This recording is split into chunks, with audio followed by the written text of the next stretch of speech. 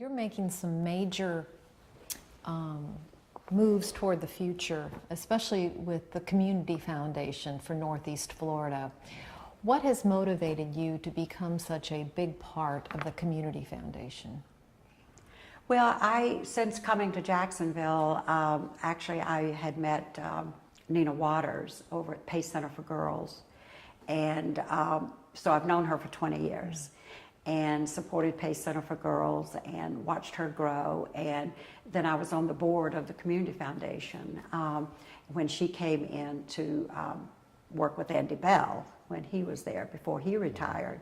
And so working that closely with her there also.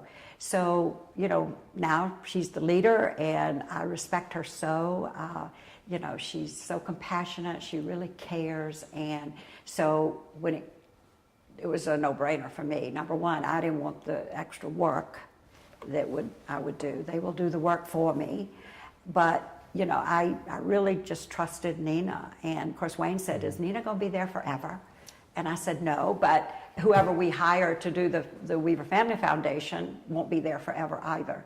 So, yeah, so it was essentially my history in knowing Nina personally and knowing that I could, you know, put all my faith in her. And it's been great. It's been great. I was so pleased to see that she won the EVE Awards this year too. And her staff is great. So, so they do all the work. I do all the fun stuff. Talk about the fund that you created in your name at the Community Foundation for Northeast Florida. Yeah.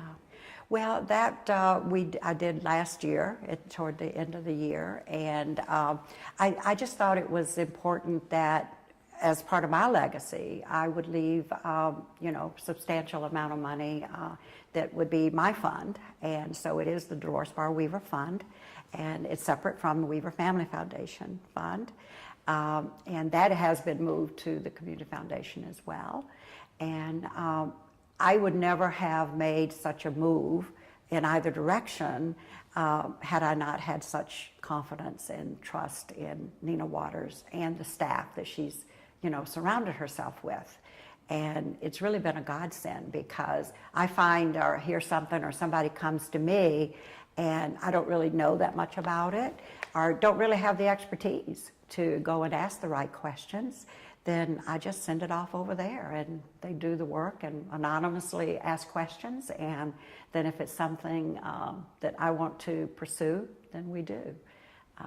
But it's been great to be involved with the Community Foundation for, I was on the board for 10 years.